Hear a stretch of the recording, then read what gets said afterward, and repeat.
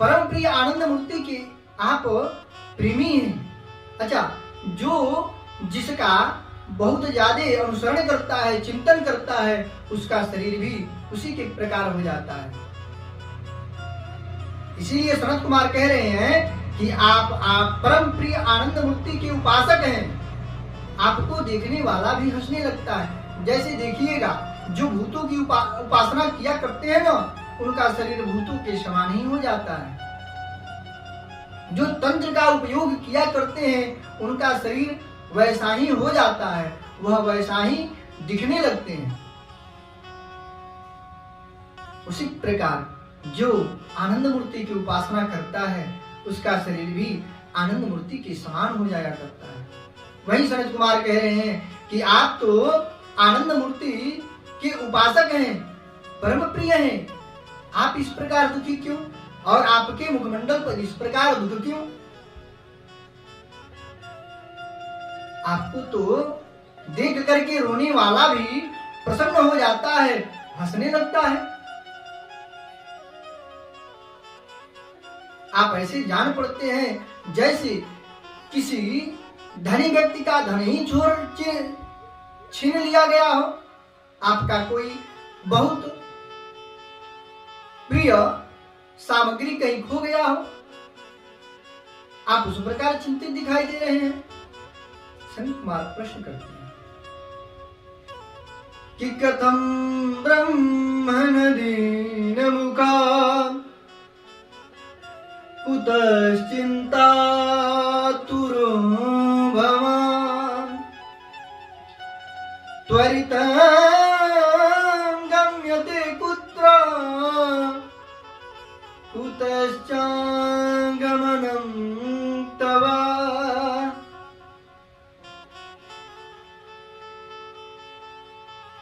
आप के दुख का कारण क्या है? आपकी चिंता का कारण क्या है? आप इतनी जल्दी जल्दी कहां से आ रहे हैं और आप इतनी जल्दी जल्दी कहां जा रहे हैं? आप दिनहीन दिखाई दे रहे हैं। नारद जी कहते हैं कि महाराज, आपसे भेंट हो गया, आपके चरणों में प्रणाम है। मेरी चिंता का कारण यह है कि मैं पृथ्वी को श्रेष्ठ जान करके पृथ्वी पर भ्रमण करने आया। मैं यह विचार बनाया कि पृथ्वी श्रेष्ठ है, भगवान इस धराधाम पर अवतार धारण करके अनेक प्रकार के लीलाओं को किया करते हैं, चलूं उस श्रेष्ठ पृथ्वी को देखूं। तो मैं पृथ्वी को देखने के लिए पृथ्वी पर भ्रमण करने आया। क्यों? क्योंकि पृथ्वी श्रेष्ठ है, तभी तो भगवान अवतार धारण करते हैं। लेकिन यहां आकर के मैंने क्या देखा कि पृथ्वी पर सभी लोग दुखी हैं। तो मैं पुष्कर गया। पुष्करम च प्रयागम च काशीम गोदावरीम तथा हरिछत्रम कुरुक्षेत्रम श्रीरंगम सेतुबंधनम। मैं अनेक तीर्थों का भ्रमण करता चला गया, लेकिन कहीं मुझे सुख नहीं मिला। मैंने सोचा कि मैं वहां चलता हूं जहां पर आनंद मूर्ति स्वयं भगवान अवतार धारण करके अपनी लीला को किए थे। मैं इन सभी श्रेष्ठ स्थानों को भ्रमण करते हुए चला। संतों का अभाव पाया, आश्रमों में पाखंडियों का प्रभुत्व पाया, घर में स्त्री का भी प्रभुत्व होने के कारण कलह मचा रहता है। घर में स्त्रियां अपने प्रभुत्व को रखने के लिए इतना कलह मचाई हुई हैं जिससे पूरा परिवार दुखी है। साली साहब सलाहकार बने हुए हैं, पाखंडियों ने आश्रमों को घेर रखा है, संतों का अभाव है। इस सब प्रकार में दुखी होकर के भ्रमण करते हुए उस पुलीन पावन यमुना जी के तट पर पहुंचा। वहां पर मैंने क्या देखा कि एक तरुणी स्त्री अपने गोद में दो वृद्ध को लेकर के बैठी झरझर आंखों से अश्रु की धारा प्रवाहित कर रही है और अनेक प्रकार के कमलनयनी स्त्रियां उसकी सेवा कर रही हैं। अनेक स्त्रियां सुंदर कमलनयनी जो है उनकी सेवा कर रही हैं, फिर भी वो दुखी है। मुझे कौतूहल हुआ, मैं जाकर के पास में देखा और देख करके जब ही चलना प्रारंभ किया तो उस स्त्री ने कहा कि भो भो साधु क्षणं तिष्ठ मच्चिन्तामपि नाशय दर्शनं तव लोकस्य सर्वदा गहनं परम्।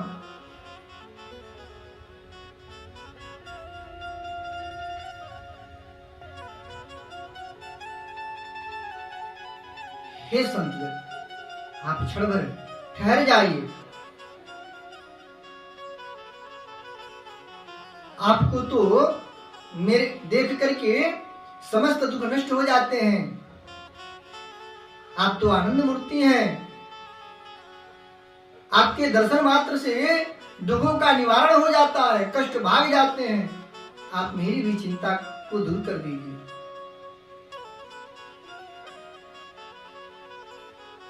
आप मेरी भी चिंता को दूर कर दीजिए।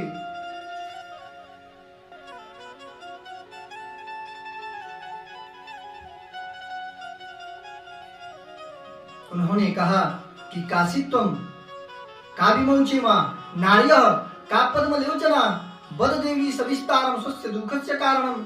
हे देवी, तुम कौन हो? तुम्हारा परिचय क्या है? ये कमलनयनी स्त्रियां जो तुम्हारी सेवा कर रही हैं, पंखा झल रही हैं, ये कौन है?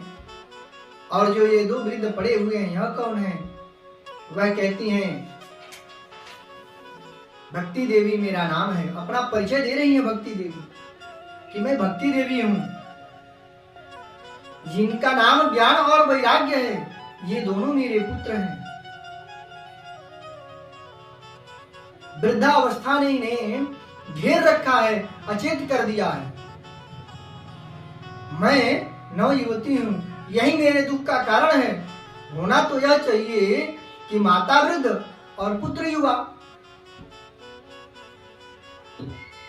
लेकिन यहाँ पर ये दोनों वृद्ध पड़े हुए हैं।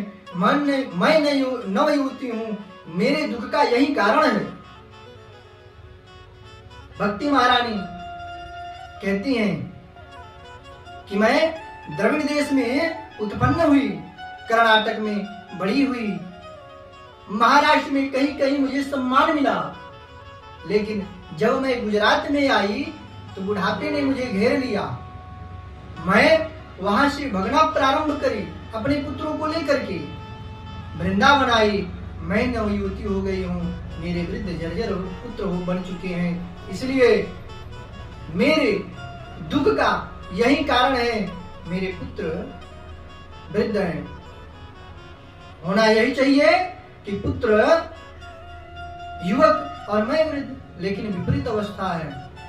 नारद जी क्षण भर में भक्ति देवी के दुख को जान गए और भक्ति देवी से कहते हैं कि देवी, यह कलयुग के कारण है। भक्ति देवी कहती है, राजा परीक्षित ने कलयुग को क्यों छोड़ा, क्यों नहीं मार दिया? तो नारद जी कहते हैं कि देवी,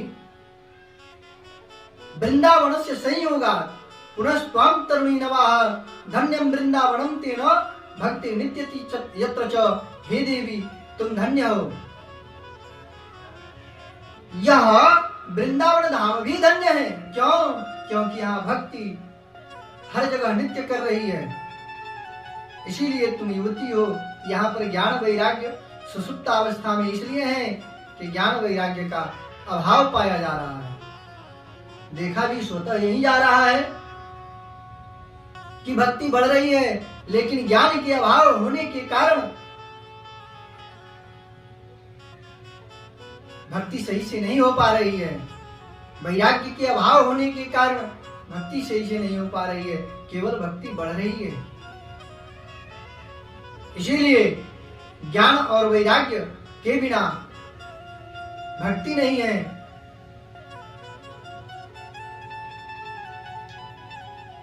यही नारद जी समझाने का प्रयास कर रहे हैं। कह रहे हैं कि कलयुग के कारण ही यह दशा है। भक्ति देवी कहती हैं कि कलयुग को राजा परीक्षित ने क्यों छोड़ा। नारद जी कहते हैं कलयुग में एक विशेष गुण है। कलयुग तत्काल ही परीक्षित के चरणों को पकड़ लेता है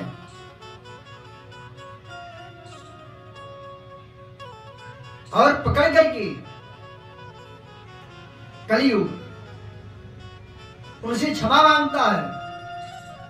तो शरण में आए हुए का वध नहीं करना चाहिए। परीक्षित धर्म को जानने वाले हैं। परीक्षित ने कलयुग को इसलिए छोड़ा कि उससे पूछा कि मैं तुम्हें क्यों रहने दूं, तुम में कोई विशेष गुण हो तो बताओ। परीक्षित कहते हैं तो कलयुग कहता है कि महाराज जो तीनों युगों में सतयुग, त्रेता और द्वापर में यज्ञ पूजा समाधि से मिलता था, वह केवल नाम संकीर्तन मात्र से कलयुग में प्राप्त हो जाएगा जीव। तो कलयुग के जीवों की आयु को कम देख करके, बुद्धि को कम देख करके, अल्प आयु, अल्प विद्या, अल्प बुद्धि होने के कारण कलयुग में एक विशेष गुण था कि यत्फलं नास्ति तपसा न योगेन समाधिना तत्फलं लभते सम्यक् कलौ केशव कीर्तना। जो सतयुग द्वापर कलयुग में, सतयुग द्वापर त्रेता में यज्ञ समाधि पूजा से मिलता था, वह कलयुग में केवल नाम संकीर्तन मात्र से प्राप्त हो जाता है। इसीलिए कलयुग को छोड़ दिया। कलयुग केवल नाम आधारा, कलयुग केवल नाम आधारा, सुमिर सुमिर न उतरऊं पारा, कलयुग केवल नाम आधारा, कलयुग केवल नाम आधारा। कलयुग में नाम मात्र से ही जीव मुक्ति को पा लेता है। इसीलिए राजा परीक्षित ने कलयुग को छोड़ दिया। हे देवी, तुम, नारद जी कहते हैं कि मैंने भक्ति के स्वरूप का बोध भी कराया। कहा हे देवी, तुम तो महारानी हो, माया तो तुम्हारी दासी है, माया तो नर्तकी है, तुम तो मालकिन हो देवी। मुक्ति को तुम्हारे दासी के रूप में भगवान ने तुम छोड़ा है। तुम तो जिसके घर में चली जाती हो उसके घर में प्रभु स्वयं ही जाते हैं, चाहे वह भिलनी का घर हो या रविदास का घर हो। हे देवी, तुम जिस घर में जाती हो भगवान तो स्वयं दौड़े आते हैं, इसलिए तुम खेद न करो, तुम दुखी ना हो।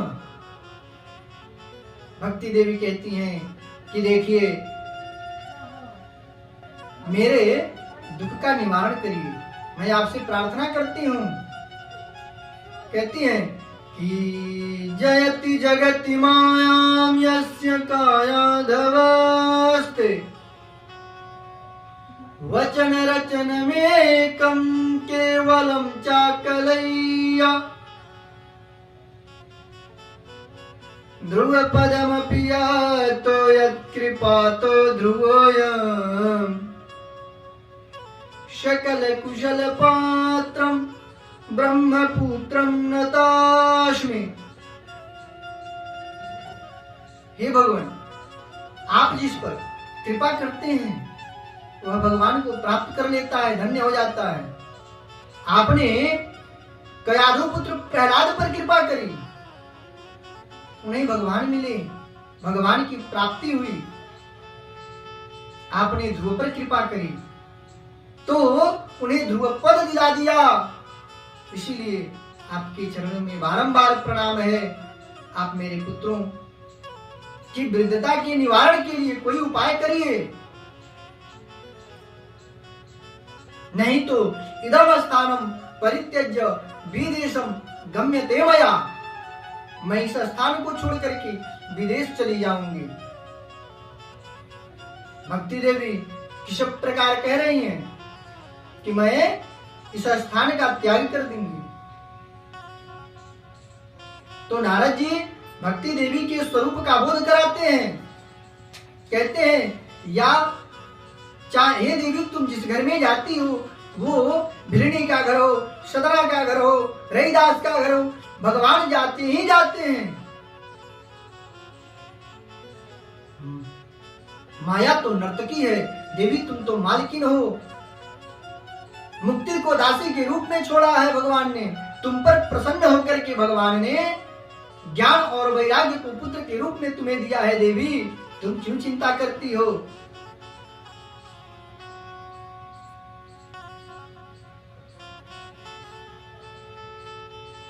भक्ति देवी कहती हैं, हे प्रभु आप उपदेश न दें, आप मेरे दुखों को दूर करने का जो उपाय हो वह करिए। मैंने भी संकल्प लिया कि हे देवी तदाना हम हरे दासो लोके त्वाम न प्रवर्तते, मैं भी तुम्हें जन जन में विख्यात नहीं किया तो मैं भी भगवान श्री हरि का दास नहीं। और मैंने वेद पाठ किया, वेदांत पाठ किया।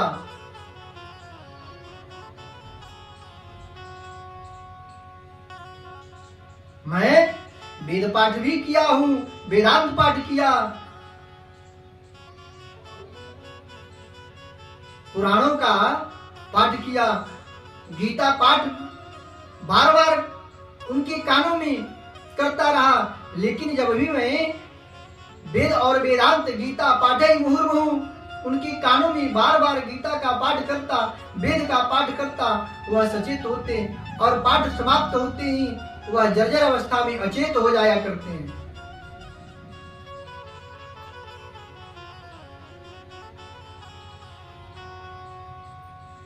मैं इस प्रकार से यत्न करता रहा।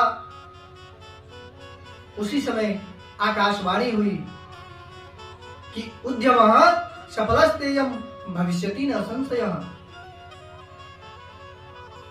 हे नारद जी आप खिन्न न हो, उदास न हो,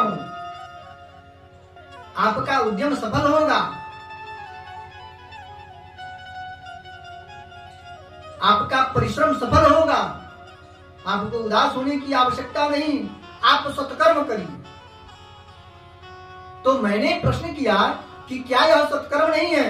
उन्होंने कहा कि नहीं नहीं, आपका परिश्रम सफल है लेकिन सत्कर्म करिए। मैंने पूछा सत्कर्म क्या है? तो यह सत्कर्म आपको कोई संत बताएंगे। उन्होंने ना तो सत्कर्म का नाम बताया, ना ही उन्होंने उस संत का नाम बताया और आकाशवाणी करके चले गए। मैंने सोचा यह सत्कर्म क्या है। मैं आगे बढ़ा सत्कर्म पूछने के लिए। सब संतों ने मना कर दिया, कोई मौन धारण कर लिया। किसी ने कहा जब नारद जी ऐसी संत नहीं जानती तो मैं क्या जानूं। सब मौन हो गए, हाहाकार मच गया। जब मुझे कहीं से उत्तर नहीं मिला तो मैं भी अब प्रतिज्ञा कर लिया हूं कि बद्रिकाश्रम में जाऊंगा, तपस्या करूंगा, भगवान से ही पूछूंगा कि सत्कर्म क्या है। तब तक आप जैसे संतों का दर्शन हो गया। और हे भगवान आप उस सत्कर्म को बताइए। सनत कुमार प्रसन्न हुए। नारद जी कहते हैं कि वह कौन सा सत्कर्म है जो सुख की, आनंद की अनुभूति कराएगा? वह सत्कर्म क्या है? किस सत्कर्म से हमें आनंद प्राप्त होगा? सनत कुमार कहते हैं नारद जी आप बड़े विनम्र हैं, यह तो पहले से ही विद्यमान है, आप जानते हैं क्या? तो सत्कर्म सूचको नूनम ज्ञान यज्ञ स्मृतो बुधै श्रीमद् भागवतालाप सतु गीतः शुकादि भी। महाराज वह सत्कर्म कुछ और नहीं भागवत है। नारद जी कहते हैं क्षमा करिएगा भगवान, मैंने वेद पाठ किया, वेदांत पाठ किया, गीता पाठ ही मुहुर्मुहु, मैंने बार बार गीता का पाठ किया। जब वेद से, वेदांत से, गीता से वह सचेत नहीं हुए तो भागवत से कैसी सचेत हो पाएंगे? सनत कुमार कहते हैं नारद जी वृक्ष का सारा रस फल में होता है, तो फल पकता है और जब उसको आप खाइएगा तो वह मीठा लगेगा, अच्छा लगेगा। लेकिन यह सोच करके आप फल खाना छोड़ करके डाली खाएंगे कि महाराज फल इतना मीठा है तो डाली कितना मीठा होगा, वृक्ष कितना मीठा होगा, तो वह जो रस फल में मिला है वह वृक्ष में तो मिलेगा नहीं। और फल की अपेक्षा डाली खाना प्रारंभ करिएगा तो दांत टूट जाएंगे ना। जैसे दूध का सारा तत्व घी में है, दूध से अधिक मूल्यवान घी का है, तो जो कार्य घी करता है वह दूध नहीं करेगा ना। घी में रहने, दूध में रहने वाला घी अधिक महत्वपूर्ण है जिस प्रकार दूध से, उसी प्रकार वेद और वेदांत के बिना भागवत नहीं है। लेकिन वेद और वेदांतों का सार ही, फल ही श्रीमद् भागवत है। इसीलिए आप भागवत का पाठ कराएं।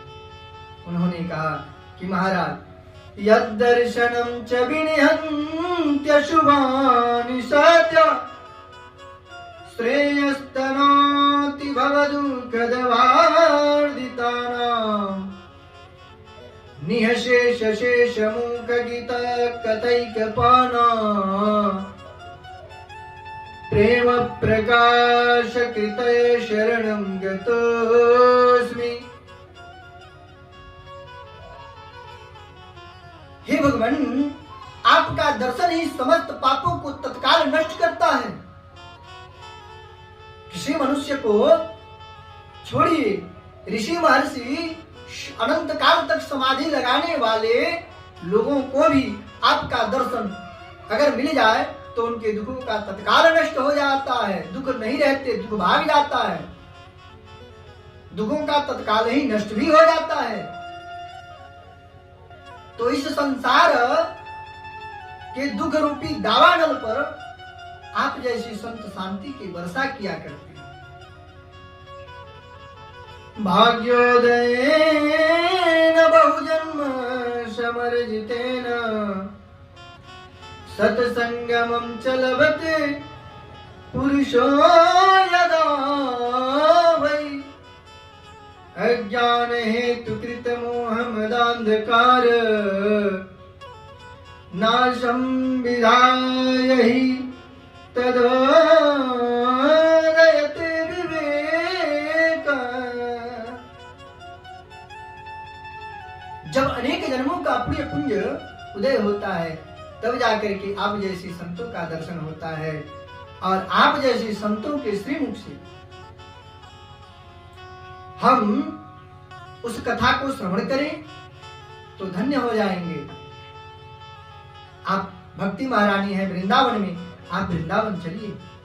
सनत कुमार ने कहा नारद जी देखिए, भक्ति महारानी से निवेदन करिए, प्रार्थना करिए कि वह कुछ आगे आए, हम थोड़ा नीचे चलते हैं।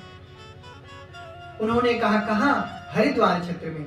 वृंदावन से जितना दूरी हरिद्वार का है उतना ही बद्रिकाश्रम से हरिद्वार पड़ता है। यानी कि हरिद्वार और वृंदावन के बिल्कुल बीच में हरिद्वार, वृंदावन और बद्रिकाश्रम के बिल्कुल बीच में है। बद्रिकाश्रम से उतना आगे आइए तो हरिद्वार है, और उतना ही वृंदावन से आगे बढ़िए तो बिल्कुल बीच में हरिद्वार पड़ता है। तो आप भक्ति महारानी से प्रार्थना करिए कि वह थोड़ा आगे आए, हम थोड़ा नीचे आते हैं। और हरिद्वार क्षेत्र में आनंद नाम का एक घाट है, वहां पर बहुत बड़ा वट वृक्ष है। उस वट वृक्ष की छाया दूर दूर तक है, तो छाया की भी आवश्यकता हमारी समाप्त हो जाएगी। और नीचे है बालू की रेती, वह रहती है ठंडी, वहां पर लोग बैठेंगे, उन्हें आसन की भी आवश्यकता नहीं पड़ेगी। वट वृक्ष के नीचे चबूतरा है, तो बैठने का स्थान भी मिल जाएगा और कथा प्रारंभ हो जाएगी। इसीलिए आप भक्ति देवी को निमंत्रण दीजिए।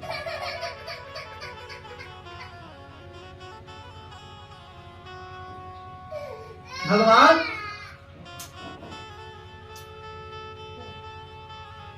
की कृपा बरसेगी।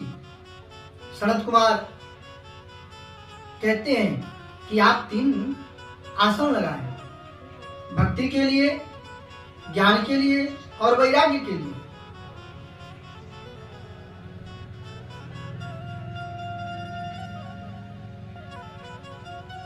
मुख्य श्रोता नारद जी बनते हैं।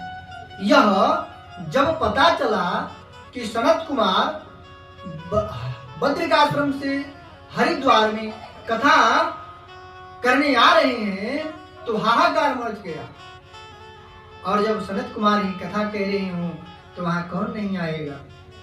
कहते हैं कि राम भक्ति जहाँ सुर शरी धारा, राम भक्ति जहाँ सुर शरी धारा, सरसरी ब्रह्म प्रचार प्रसार राम रूप। जहां राम रूपी भक्ति का गंगा प्रवाहित हो रहा हो, उस गंगा में कौन डुबकी नहीं लगाएगा। भृगु जी सबको बुला करके लाए, और जो नहीं आया उन्हें भृगु जी समझा बुझा करके लाए। 4 वेद आए, 6 शास्त्र आए, 17 पुराण उपनिषद सब मूर्तिमान होकर के पुष्कर प्रयाग आदि तीर्थ समस्त देवता एकत्रित होकर के मूर्तिमान होकर के कथा को श्रवण करने आए। भागवत की कथा तो ऐसी है कि शास्त्र भी सुनने आते हैं। भागवत की कथा दिव्य है। मुक्तिदाने न गर्जती, भागवत गर्जना करता है मुक्ति देने के लिए। सनत कुमार हरिद्वार क्षेत्र में आए, कथा प्रारंभ हुई। 3 आसन लगे, भक्ति की महारानी के लिए, ज्ञान के लिए और वैराग्य के लिए।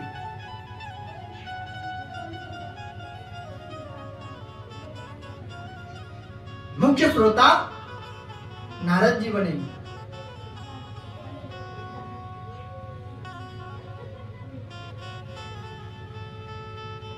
और कथा प्रारंभ हुआ। आजन्म मात्रमपि जेन सठेन किंचित् चित्तं विधाय सुख शास्त्र कथान पीता चांडालवच्च करवद्वत तेन नीतं मिथ्याश्वजन्म जननी जननी दुख भाजा।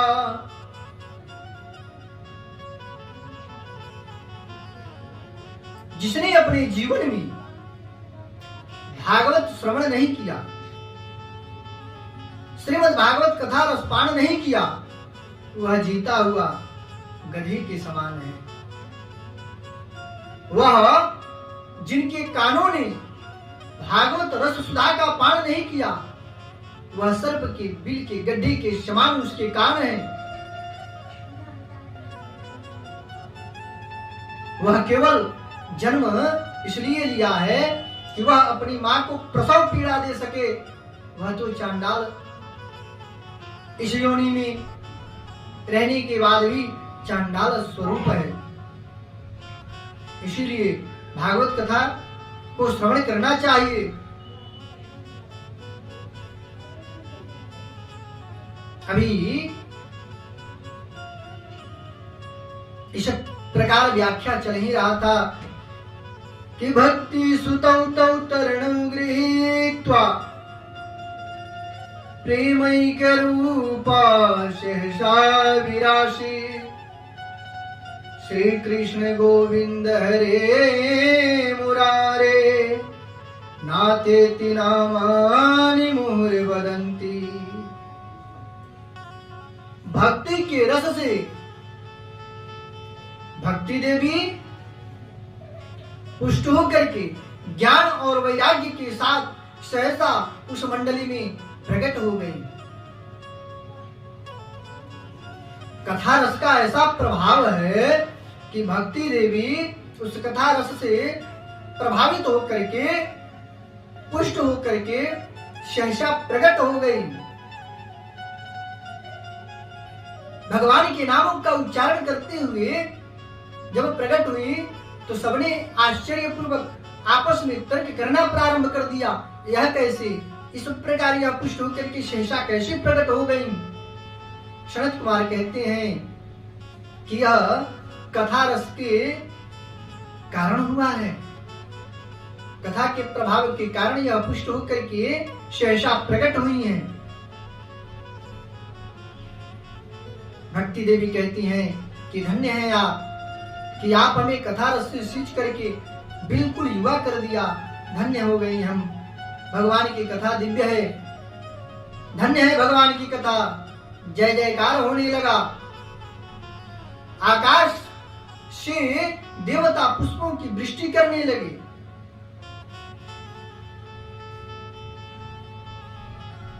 भक्ति देवी कहती हैं कि मैं कहाँ रहूं, मेरे लिए कोई आदेश हो तो बताइए। सनत कुमारों ने कहा सभी भक्तों के हृदय में आप विराजमान हो जाइए।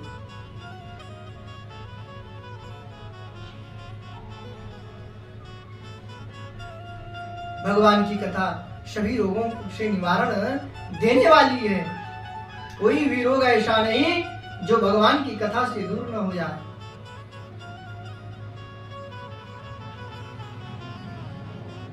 कबीरदास जी कहते हैं कि कबीरा शब्द जग निर्धन,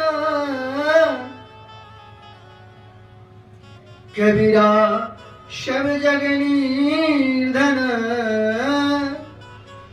धनवंता नहीं को, धनवंता सोई जानिए जाके राम नाम धन हो।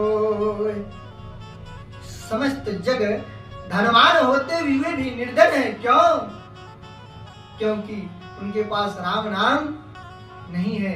राम नाम का धन जिसके पास है वह निर्धन होते हुए भी समस्त जग से धनवान है।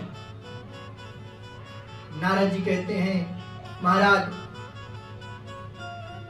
एक निवेदन है। उन्होंने कहा करिए, एक प्रश्न पूछ सकता हूं? हाँ पूछिए। नारद जी कहते हैं कि कोई भक्त भगवान की कथा को सुन करके भगवान को पाले, इसमें आश्चर्य नहीं है। कोई ज्ञानी भगवान की कथा को सुन करके भगवान के बारे में जान करके भगवान को पाले, इसमें कोई आश्चर्य नहीं है। कोई भक्ति के द्वारा भगवान को पाता है, इसमें क्या आश्चर्य। कोई दुराचारी भगवान को पा सकता है इस कथा से, कोई पाप करने वाला इस कथा से भगवान को पा सकता है। कोई जीवन पर्यंत दुराचारी हो, दुराचार करता रहा हो, पाप परायण हो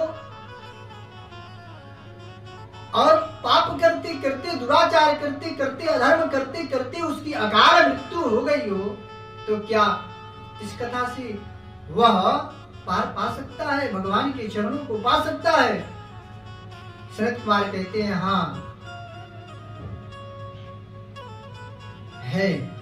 तो कहा कि कौन है? तो कहते हैं सुनो कि जे मानवा पाप कृतस्तु सर्वदा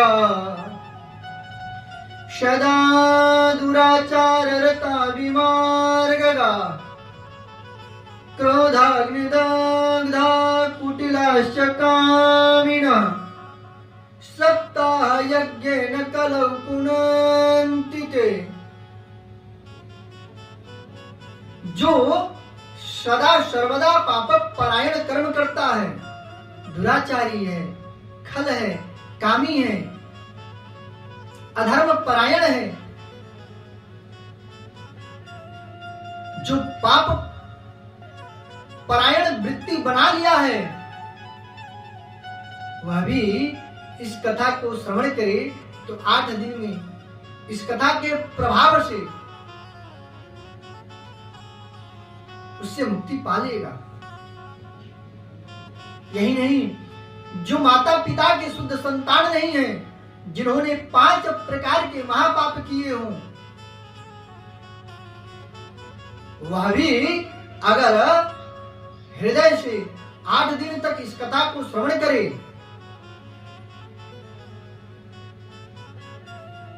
वह भी इस कथा के प्रभाव से मुक्त हो जाता है। 5 प्रकार के पाप महापाप हैं। मदिरा पान करना सबसे बड़ा महापाप। आजकल तो मदिरा को लोग सोमरस के साथ तुलना किया करते हैं। बुद्धि का अभाव हुआ है ना, ज्ञान नहीं है ना। ज्ञान होता तो सोमरस की तुलना, दिव्य है कहाँ सोमरस और कहाँ मदिरा। लोग कहते हैं सोमरस है, ज्ञान होता तो इस प्रकार की बातें नहीं होती। जो मदिरा पान करते हैं वह सबसे बड़े पापी होते हैं। जिन्होंने ब्रह्म हत्या किया वह भी सबसे बड़े पापी हैं। जो सुवर्ण की चोरी करता है, सोना चुराता है, उसके पाप का भी कोई निवारण नहीं है। और जो गुरु स्त्री के साथ गमन करता है वह भी महापापी है। उस पाप से भी कुछ भी कर ले उसकी मुक्ति नहीं हो सकती। और 5वां पाप है जिसने विश्वासघात किया हो, वह भी बहुत बड़ा पापी है। इस प्रकार के 5 प्रकार के महापाप हैं। वह भी इस कथा को श्रवण करे, भगवान के नामों का उच्चारण करे तो उन्हें भी मुक्ति मिल जाती है। लेकिन जो कथा को नहीं जानते हैं, भागवत को नहीं जानते हैं, वह इस प्रकार के कर्म को करे तब मुक्ति मिलेगी। जो भागवत के बारे में जानते हैं वह जान करके कि मैं चलो पाप कर रहा हूं, कल से मुझे मुक्ति मिल जाएगी, उनको कभी मुक्ति नहीं मिलेगी।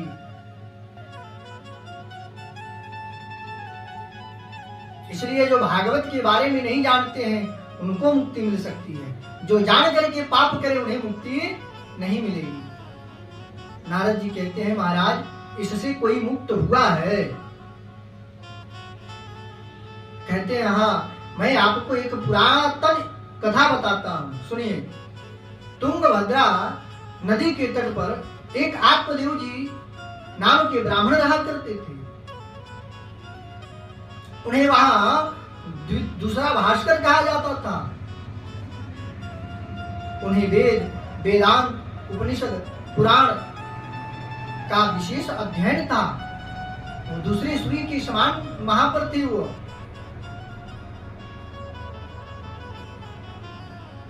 लेकिन वह दुखी थे, वृक्ष लगाते थे, वह फल नहीं देता था। वह उनकी पत्नी का नाम था धुंधुली। आत्मदेव का अर्थ होता है जो हमेशा अपनी आत्मा में भगवान का चिंतन करे, भगवान का स्मरण करे, भगवान के ध्यानों में खोया हो, वही तो आत्मदेव है। और धुंधुली जो कलह प्रिय है, वही तो धुंधुली है। आत्मदेव जी के पत्नी का नाम था धुंधुली। वह कलह प्रिय थी, उन्हें हमेशा कलह में ही अच्छा लगता था। वह घर से दुखी होकर के वन की ओर निकले। उन्हें प्यास लगी। प्यास लगने पर उन्होंने एक कुएं से जल निकाला। जंगल में बहुत दूर चले गए थे। कुएं से जल निकाल करके पी करके बैठे थे और फूट फूट करके रो रहे थे। उधर से तभी एक संत आ रहे थे। संत रोते हुए विप्र को देख करके वहां पर आकर के ठहरे और उनसे पूछे कि आप क्यों रो रहे हैं। आत्मदेव जी कहते हैं, महाराज मुझे धन भी है, मुझे किसी प्रकार का दुख नहीं है। दुख केवल एक बात का है कि मुझे पुत्र नहीं है। मैं जो वृक्ष लगाता हूँ वह फल नहीं देता, जो गाय पालता हूँ वह बंध्या हो जाती है। पता चला कि क्यों पितरों को जो मैं तर्पण देता हूँ, मेरे गर्भ श्वास होने के कारण वह मेरे तर्पण को स्वीकार नहीं करते। मैंने सोचा कि अब क्यों ऐसा हो रहा है, तो पता लगा पुत्र नहीं होने के कारण मैं इस दुख को भोग रहा हूँ। मैं उस दुख से दुखी होकर के घर से बाहर आया। मुझे पुत्र नहीं मिलेगा तो अब मैं अपने शरीर का त्याग कर दूंगा। संत ने नाना प्रकार से आत्मदेव जी को समझाया। कहता है कि आत्मदेव जी, राजा सगर को 60,000 पुत्र थे। क्या उन पुत्रों से उन्हें सुख मिला? संत जीवन, सन्यासी जीवन बड़ा ही धन्य है। आत्मदेव जी, आप संत बनिए, सन्यास ग्रहण करिए, इससे सुख और कुछ भी नहीं है। इतना आनंद और किसी भी कार्य में नहीं है। इसलिए आप भगवान का स्मरण करिए, माया का त्याग कर दीजिए। संन्यासम सर्वथा सुखम, संन्यास में बड़ा ही सुख है।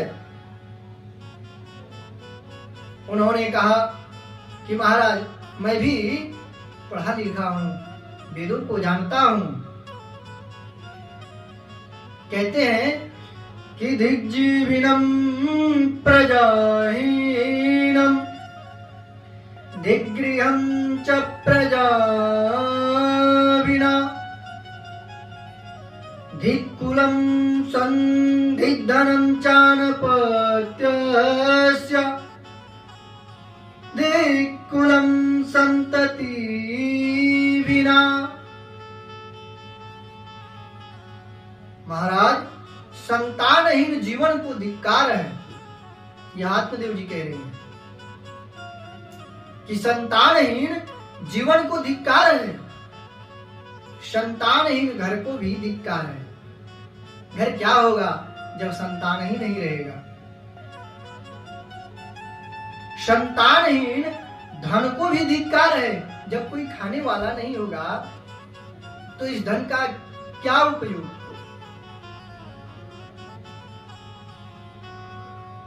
उस राजा को भी धिक्कार है जो प्रजा से हीन हो।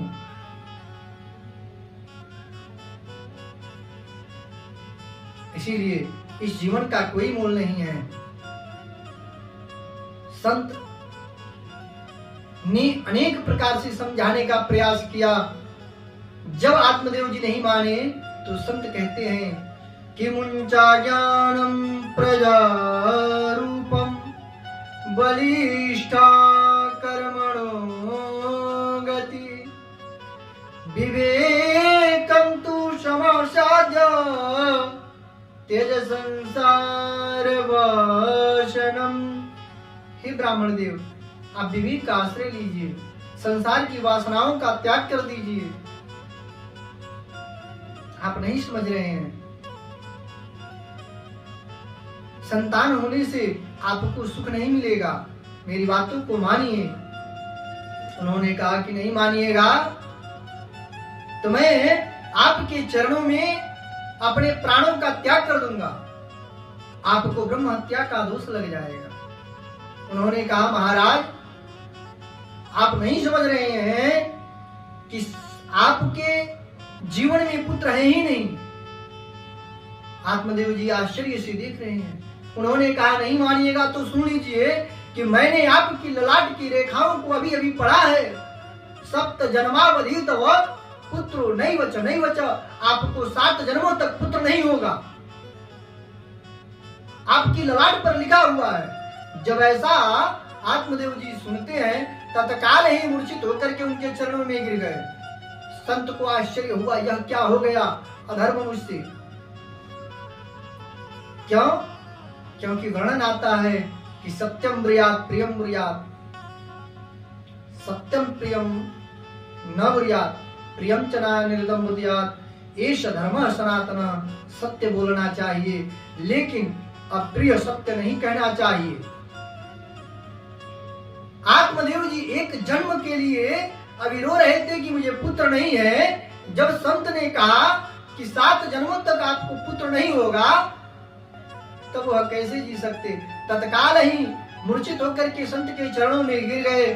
संत ने जल का सिंचन करके उन्हें होश में लाया। उन्हें जब होश आया तो कहा कि मैं अब मर ही जाऊंगा। अपने सर को पीटने लगे चरणों में। संत को ऐसा लगा मुझे ब्रह्म हत्या का दोष लग जाएगा। उन्होंने कहा ठहरिए, और संत ने एक फल दिया, ले जाइए, अपनी पत्नी को खिला दीजिएगा, आपको पुत्र होगा। संत प्रसन्न हुए, वह भी चले गए। आत्मदेव जी प्रसन्न होकर के घर को लौट आए। आकर के अपनी पत्नी को बड़ा जोर जोर से पुकार करके बुलाया। धुंधली को ऐसा लगा कि बहुत सारा धन लेकर के आए हैं, दौड़ती हुई आई। संत के प्रसाद को देते हुए आत्मदेव जी कहते हैं यह फल ले लो। धुंधली कहती है ऐसा लगा जैसे कोई खजाना लेकर के आए हैं और लाए हैं एक फल। अरे धुंधली, कभी तो बात सुन लिया करो। हे प्रिय, इस फल के बारे में सुनो, यह फल खाओगी तो तुम्हें पुत्र होगा। धुंधली विचार करती है, इसको खा लो। धुंधली कहती है ठहरिए, जब संत का प्रसाद है उसे तो समय को टालना था ना, कलह प्रिय जो है। कहती है ठहरिए, स्नान करके संध्यादि निवृत्त होकर के पूजा पाठ करके संत का फल है इसे खाऊंगी। और विचार करने लगी कि मैं इस फल को खाऊंगी तो मुझे गर्भ रहेगा, संत का प्रसाद है। इस प्रकार से जब होगा तो कहीं गड़बड़ न हो जाए, गर्भधारण होगा तो भोजन भी कम होगा, भोजन कम होगा तो मैं दुर्बल हो जाऊंगी, मेरे शरीर में शक्ति नहीं रह जाएगी। अगर कहीं मैं इस फल को खाती हूं तो मुझे अपने संबंधी को बुलाना पड़ेगा, ननद को बुलाना पड़ेगा। तो कहती है नहीं नहीं, वो तो महान धूर्त है, वह कहीं मेरे धन को न ले ले। कहीं जंगल में आग लगेगा तो शरीर भारी होने के कारण मैं कैसे भगूंगी। इस सब प्रकार के दुर्वचनों को सोच सोच करके और वह व्याकुल हो रही थी। उसी समय उसकी बहन आती है। तो जिसके पास धन होता है उसके पास खाने वाले नहीं होते हैं, और जिसके पास खाने वाले हैं उसके पास धन नहीं है। धुंधली की बहन के पास कई पुत्र थे लेकिन धन नहीं था, और धुंधली के पास धन था तो खाने वालों की कमी थी। धुंधली अपनी बातों को अपनी बहन से कहती है।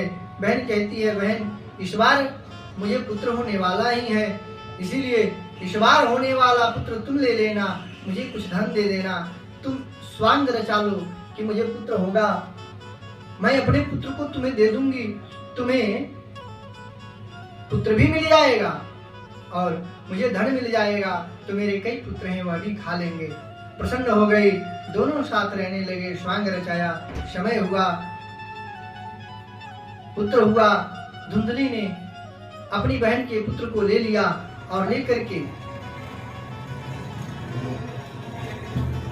हल्ला मचाया, मुझे पुत्र हो गया, पुत्र हो गया।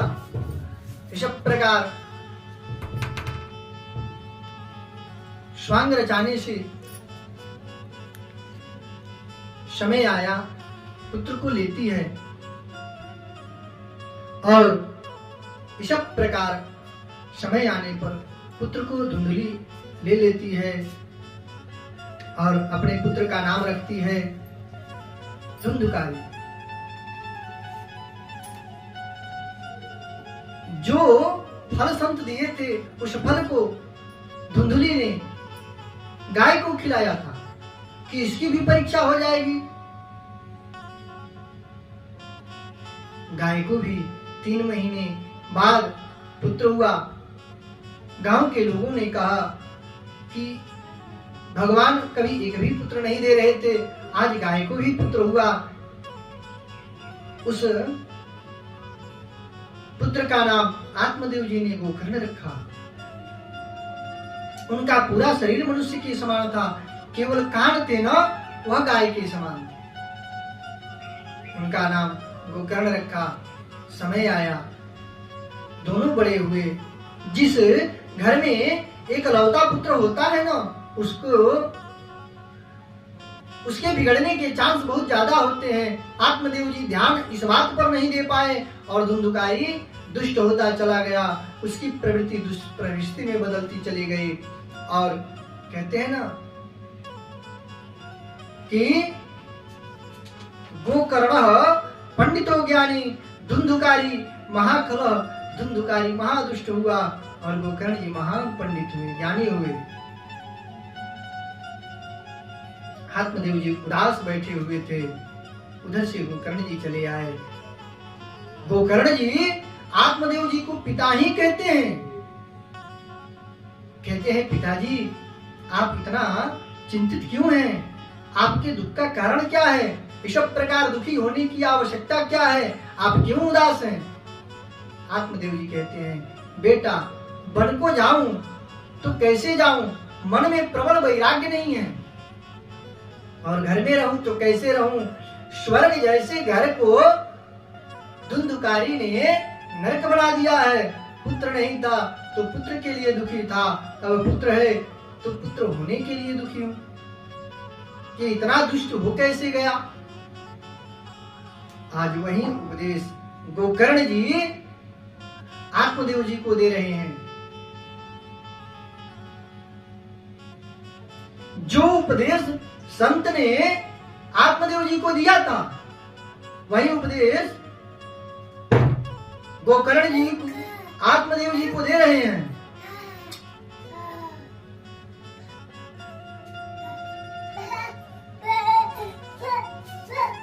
और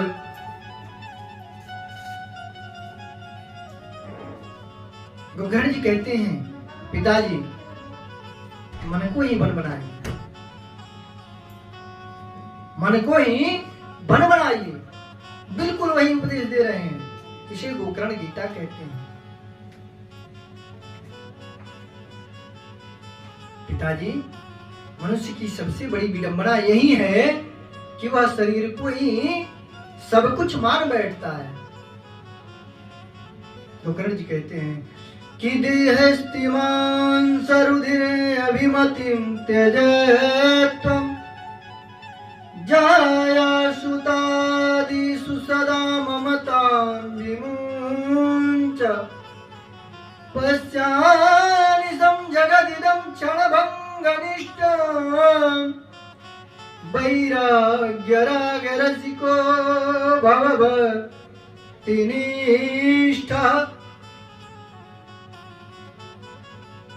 पिताजी, मन को वन बनाइए ना। वन में जाने से अगर भगवान मिलते तो शेर का जन्म ही वन में होता है। क्या भगवान उसे मिलते हैं? कंदराओं में रहने के बाद, बहुत वर्षों तक तपस्या करने के बाद अगर भगवान मिलते तो गीदड़ का जन्म भी कंदराओं में होता है। क्या भगवान मिलते हैं? अहंता, ममता, यह जो शरीर पंच तत्वों से बना हुआ है, इसी को मैं मान लेना, अहम मान लेना, यही माया में रहने के कारण ही तो दुख होते हैं। दुख का यही तो कारण है। अहंता ममता का त्याग कर दीजिए। पिताजी मैं कौन हूं? कुछ नहीं। अच्छा, कभी आप विचार करिए, जन्म लेने से पहले आप कहां थे? जन्म लेने के बाद आप कहां चले जाते हैं? जन्म के बाद, मृत्यु के पहले ही यह सारा चक्कर कैसे है? यह जितना चक्कर है, जन्म लेने के बाद और मरने से पहले ही क्यों है? जन्म लेने से पहले क्यों नहीं? मरने के बाद क्यों नहीं? जन्म से पहले कहां थे? मृत्यु के बाद कहां चले जाते हैं? मैं कौन हूं? इस पर कभी विचार करिए। अकेले जाइए, बैठिए, इसका चिंतन करिए। आपको एक सवाल आएगा कि चल रे हंसा अमर लोक को, चल रे हंसा अमर लोक को, यहाँ कोई नहीं मेरा है, जगवालों का हुआ सवेरा, अपना हुआ अंधेरा है, अपना हुआ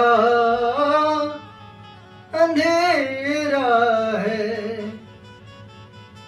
ये जन्म के बाद और मृत्यु के पहले ही कैसा चक्कर है? पिताजी आप मन को ही बन बजाइए और क्या करिए कि धर्मं भजस्व सततं त्यजनोक धर्म, सेवस्व साधु पुरुषा जहि काम तृष्णा,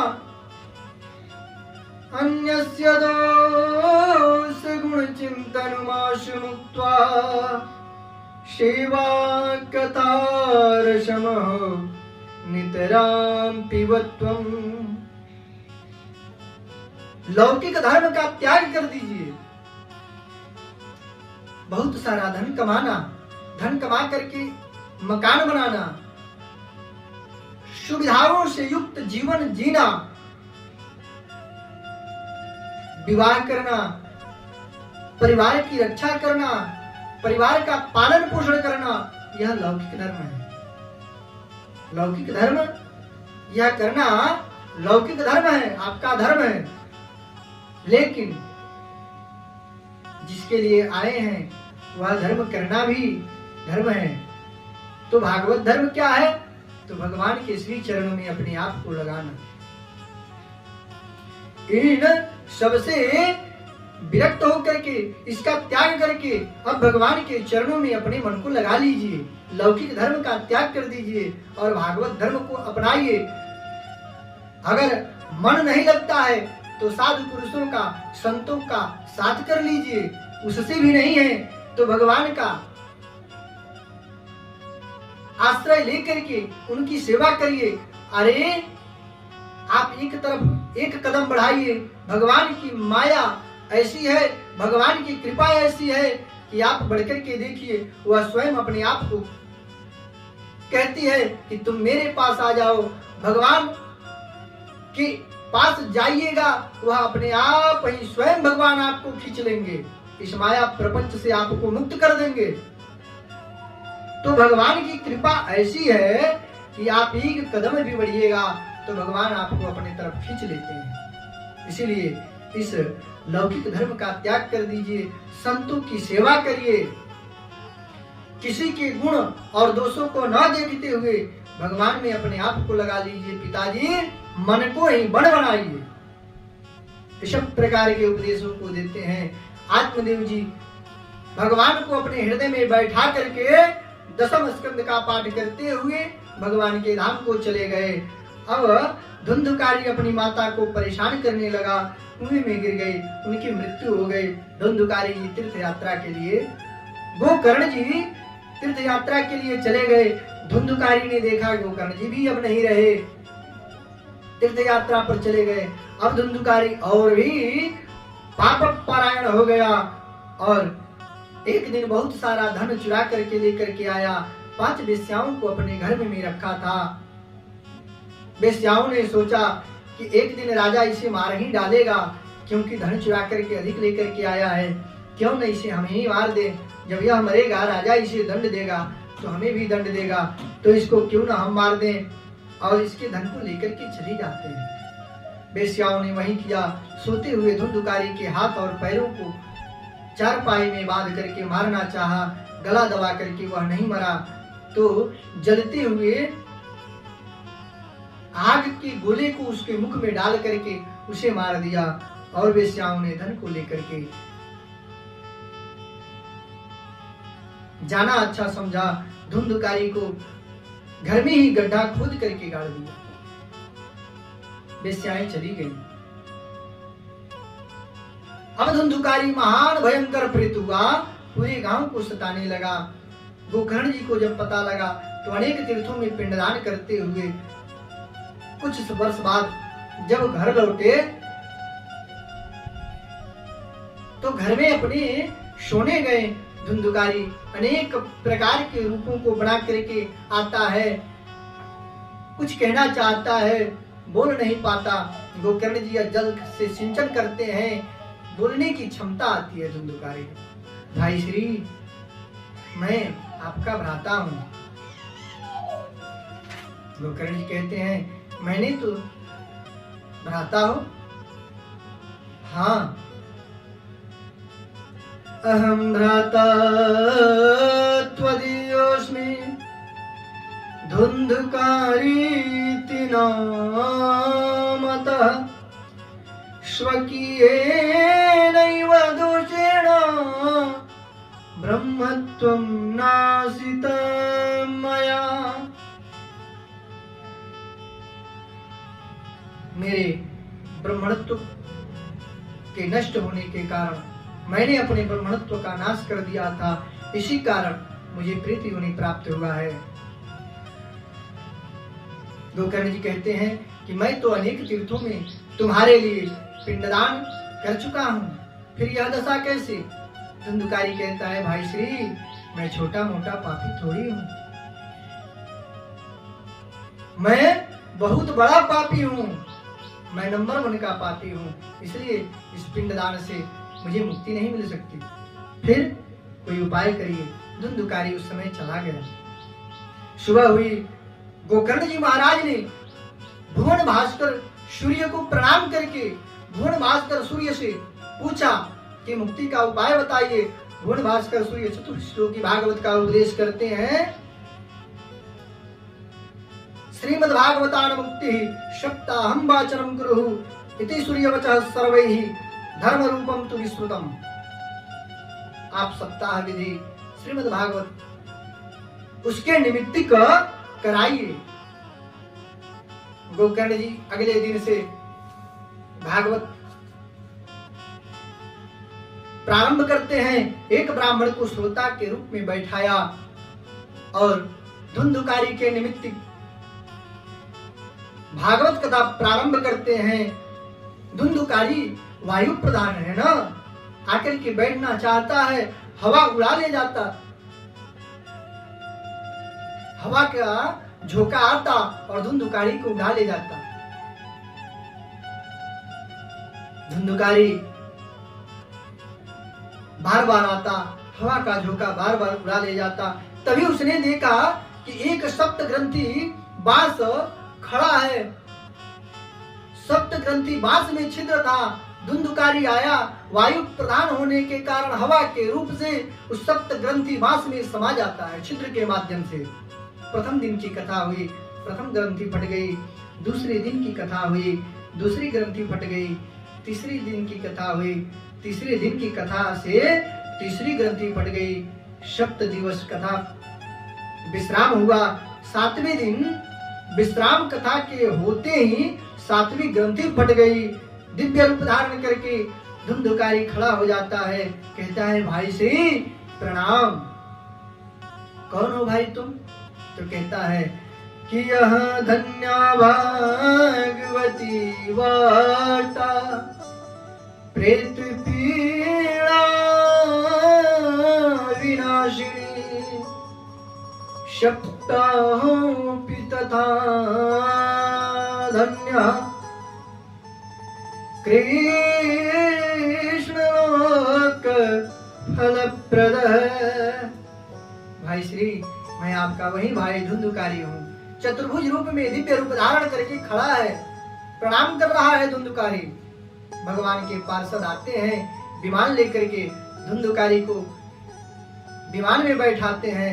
गोकर्ण जी ने रोक दिया, कहा कि सुनिए, अगर भागवत श्रवण करने से मुक्ति मिलती है, यह अगर बात सत्य है, भागवत श्रवण से जीव मुक्त हो जाता है, अगर यह बात सत्य है, तो यहाँ पर अनेकों लोगों ने कथा श्रवण करी। फिर इनके लिए विमान क्यों नहीं? मैंने सबको कथा सुनाया ना, तो आप अकेले धुंधुकारी को कैसे ले जा रहे हैं? सबके लिए क्यों नहीं? बड़ी ही सुंदर बात कही भगवान के साथ पार्षदों ने। भगवान के पार्षदों ने कहा कि महाराज, जिस प्रकार भागवत श्रवण करके कथा के अनुसार, भागवत के अनुसार धुंधुकारी ने चिंतन किया, मनन किया, और जिस प्रकार से इसने अध्ययन किया, भागवत के 3 नियम हैं। सुनने का, चिंतन, मनन, निधिध्यासन। भागवत सुन करके इस कानों के द्वारा और निकाल दिया, वह होता है श्रोता या फिर श्रोता। और जो भागवत को श्रवण करके अपने हृदय में स्थापित कर लेता है, वही होता है सच्चा श्रोता। धुंधुकारी ने जिस प्रकार कथा को सुना, चिंतन किया और मनन किया, उस प्रकार इन लोगों ने नहीं किया। इसलिए कथा श्रवण के भेद से फल में भेद हो गया।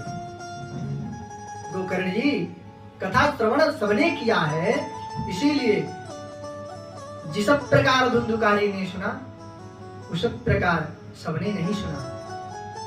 कथा के श्रवण के भेद से फल में भेद हुआ, इसमें हमारा कोई दोष नहीं।